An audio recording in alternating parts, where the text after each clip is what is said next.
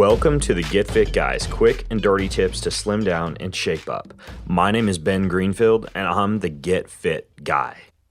I knew I was in trouble when my muddy hands started slipping off a rope as I dangled 19 feet above an icy cold pit of water. Every muscle in my body twitched and strained in an attempt to keep from falling, but it was too late. I splashed in this giant, exhausted, wet heap into a black hole below the rope, and as I came up for air, I heard the booming voice of an obstacle racing referee shout, 30 burpees! And this would be my third penalty in my very first Spartan race experience, with my other two burpee penalties coming from missing a 20-foot spear throw and also falling off a sideways wall climb. But I didn't care. Even though my lungs were burning and my upper and lower body were spent, my skin was scraped with gravel and punctured with barbed wire, I was caked in dirt, sweat, and blood, I was still having the time of my life. So I finished the 30 burpees and climbed over the wall and dove through 4 different mud pits, leapt over a pile of burning logs, and fought off 4 weapon-yielding gladiators to finally cross the finish line in a little over an hour and 40 minutes, having finished my first Super Spartan event. Well, in today's episode, you're going to find out what obstacle racing is and why you may want to think about doing one yourself, even if you are just getting started with this whole fitness thing.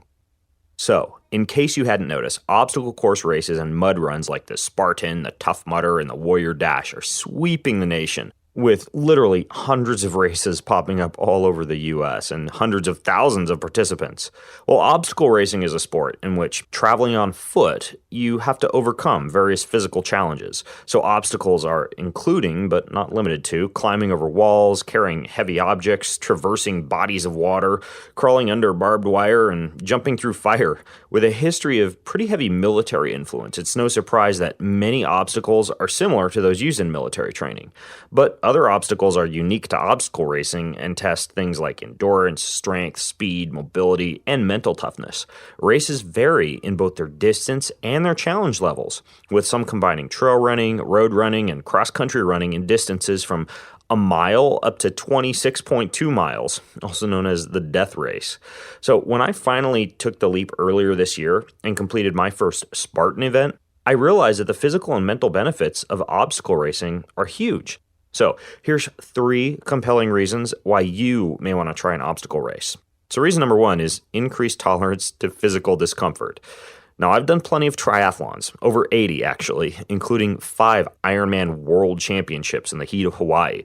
And triathlon is certainly a tough cardio and muscular endeavor. So I thought I was in pretty good shape and had a decent pain tolerance until I actually did my first obstacle race.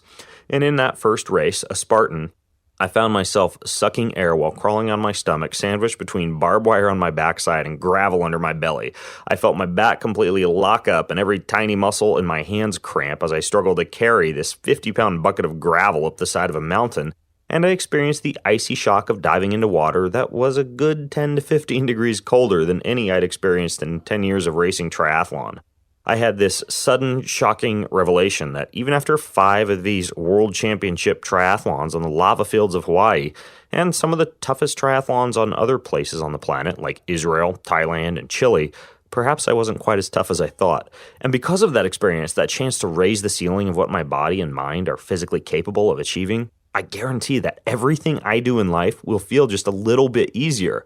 And the same goes for you too if you decide to knock an obstacle race off your list. And this includes things like family challenges, mental challenges, physical challenges, career obstacles, and just about any other obstacle you may encounter in life. So reason number 2 is you get a full body training effect. Obstacle course training and racing forces your body to train in dozens of new movement patterns that build cardiovascular and musculoskeletal fitness and also stress your joints and physiology in a variety of new ways. For example, in a typical training workout in my backyard in Washington State, I'll do things like run up a gravel hill, pick up a sandbag, and carry the sandbag around my house. Put down the sandbag, run over to a 30-foot rope that I hung from a tree, climb up, and then climb back down. And then I've got a tire that I picked up from the local tire store that they were going to throw away, so I put it in my pickup truck, and it's over at my house, and I did 20 heavy tire flips. I have a cinder block that I attached a chain to, and I drag it about 50 yards. I also hung a hay bale from a tree, made a homemade spear using instructions I found on the internet, and I throw it into the hay bale from about 10 yards away. And then I also have things like a pull-up bar. I, of course, have a nice flat area outside my house to do the infamous burpees on, and I'll go through and do a few rounds of a workout like that. As you can see, this type of full-body workout is actually far, far better at building a bulletproof body compared to the typical weight training circuit at the gym. And it's a lot more fun, too. So, reason number 3 is the ability to conquer the unknown. Now, in a sport like triathlon or a running race like a 5K or a 10K, you always know the order of each leg of the race. So if I do a triathlon, I swim, then I bike, then I run. But in obstacle racing, you might get a quick glance at a map of 20 plus obstacles just before you set off for the race, with big question marks on the map where surprises might greet you. So in triathlon and running races, you know the exact distances of each leg, but in obstacle racing, you might start a race, a Spartan sprint, for example, knowing that you'll be running somewhere around 3 or 4 miles. In triathlon or running races, we generally know if we're going to be on asphalt or concrete or gravel, but in obstacle racing, you don't know the terrain of the course you're about to encounter, and you might be on dirt trails, crawling through culverts, running through rocky riverbeds, scrambling over sand dunes, or trudging through waist-deep water. In triathlon or running races, you can preview a course ahead of time, but in obstacle racing, you kind of have no clue where you're going until the starting smoke grenade is thrown.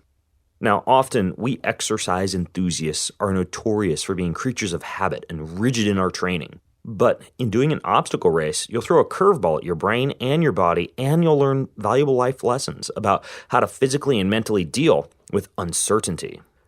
And I must admit that feel of danger and the unknown is actually kind of exhilarating. So much so that I'm now recommending to everyone that I know, including you, that you need to do at least one obstacle race at some point in your life. So what are you waiting for? Go Google or find a tough guy or a Spartan race or a Tough Mudder or an Atlas race or a Warrior Dash or a superhero scramble or any other variation of an obstacle race or a mud run and experience life to the fullest. And if you have questions about how to do it and how to get started in this whole obstacle racing thing, then head over to facebook.com/getfitguy and ask me your questions over there. And until next time, I'm Ben Greenfield, the Get Fit Guy, asking you, what are you waiting for? And go get fit.